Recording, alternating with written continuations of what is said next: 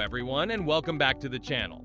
Today, we're talking about updates added to OpenAI's SORA, GPT-5, and GPT-2 chatbot during the last week. Do you remember SORA? The controversial video generation tool by OpenAI. In the last few weeks, there have been various discussions about SORA. Some people believe that SORA is not all that. Guess what? OpenAI just added some insane features to SORA. GPT-5, which is referred to as the future of AI, is also not slowing down as well. New updates are continuously added to it. This video details all the updates added to these AI tools in the last week. Let's begin with OpenAI's SORA. An incredible update has been added. It can now change a part of a video completely while maintaining the originality of all other parts of the video. For example, it can change the face of a character to the face of a monster while maintaining the gestures performed by the character. Previous tools can be said to allow something similar. However, there are usually minor changes such as color and size. A complete character change is an insane update.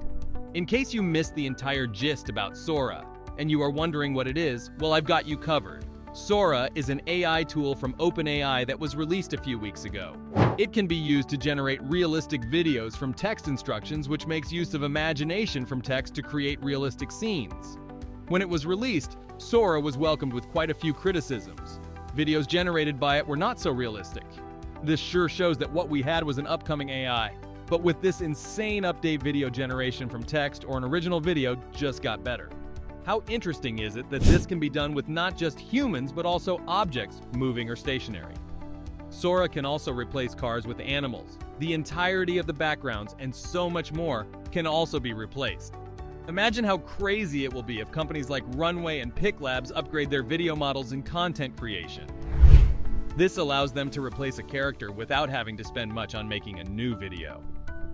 You can only imagine what a company in the video generation industry can do with this insane update.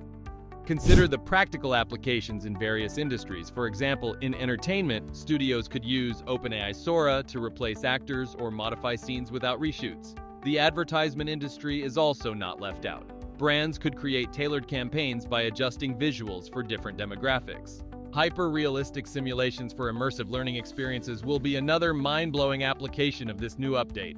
From historical reenactments to scientific experiments, overall, the potential uses are extensive, ranging from improving film production to transforming virtual communication and more. Well, this makes us wonder if OpenAI's SORA would allow us to make use of existing footage. Considering this, if this model can work with existing footage, that will be an insane move. Think about how it could speed up editing tasks. Plus, it could help filmmakers reuse old footage in fresh ways, saving time and money and imagining collaborations becoming easier, with creators seamlessly adding their touch to existing videos. All in all, using SORA with existing footage could make video editing a whole lot smoother and more flexible. Moving on, GPT-5 is expected to change so much that the amazing stuff we have today will seem old-fashioned later on. The previous model of GPT continues to get various modifications, making it better to do more realistic acts, but guess what? All the models seem to be primitive compared to what is expected of GPT-5 in the next 12 months. Communication with previous models, including the amazing GPT-4 to a large extent, depends on how appropriately you can articulate your thoughts into prompts. One has to try to put the prompt in such a way that it will give an idea of what is going on in one head. GPT-5 is expected to beat this limitation by reasoning along with your verbal and nonverbal gestures. This gives the optimism that it will overcome this limitation, improving comprehension and responsiveness. Remember that Sam Altman has been stating how bad GPT-4 is. Sam Altman at a recent Stanford interview stated beautiful things that the future holds with the development of GPT-5. In the question and answer session hosted by Stanford University, he spoke about a wide range of subjects related to upcoming AI models. Although he was vague about the actual update to be expected, this certainly did give us some hint that GPT-5 is certainly going to be a big thing in AI. A conversation with Brad Lightcap during a global conference organized by Milken Institute stated some insane updates to expect from GPT-5 in the next 12 months. According to him, the current model will look primitive. In his words, a child born 10 years from now will consider it foreign that you can't talk to a computer the way you talk to your friend or a teammate. The update in GPT-5 will come with a multimodal way of conversation, such that you can converse with a computer not just verbally, but also virtually. The words of Sam Altman might seem like the usual hype from investors considering the whopping $1 billion that have been invested in AI. Brad Lightcap, on the other hand, gave technical details that are expected to be credible considering that it's coming from the chief operating officer of OpenAI. Brad Lightcap stated that GPT-5 will be incredibly better than what we have now. It will be like a teammate that one can converse with. Another beautiful thing to anticipate is something beyond verbal conversations. The newer updates will be able to respond to virtual gestures. Sounds more like it thinking on its own. This could help with your project by being your project teammate. How remarkable is it that it covers approximately 500 billion parameters, a scale nearly 3 times larger than the bandwidth of GPT 3.5? Nevertheless, this does leave me pondering about its potential effectiveness. Considering its vast size, one can't help but wonder how efficiently it will operate in real-world scenarios. However, the sheer magnitude of parameters suggests a significant leap forward in AI capabilities. Newer models are expected to be able to solve complex problems by reasoning out various logical routes to the expected solution. Imagine you have a funny AI. This is something you'll have with an AI that can think. It will be amazing.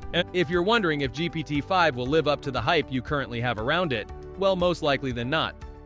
OpenAI has always been at least a giant step ahead of its competitors.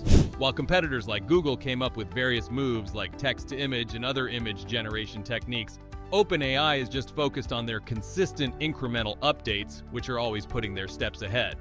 OpenAI is going to work towards meeting up with what is called the investors' hype around them, as it is more like their only edge over others. Brad Lightcap also elaborated on his concern about how corporate bodies are struggling to catch up with various advancements in artificial intelligence. This suggests that there is a significant gap between the rapid progress of AI technologies and the ability of businesses to effectively integrate them into their operations. Finally, before we conclude on this episode, the infamous GPT-2 is back. For those who don't know, it is a strange model from OpenAI. Although not yet released to the public, it has been released and tested on the Chat Arena.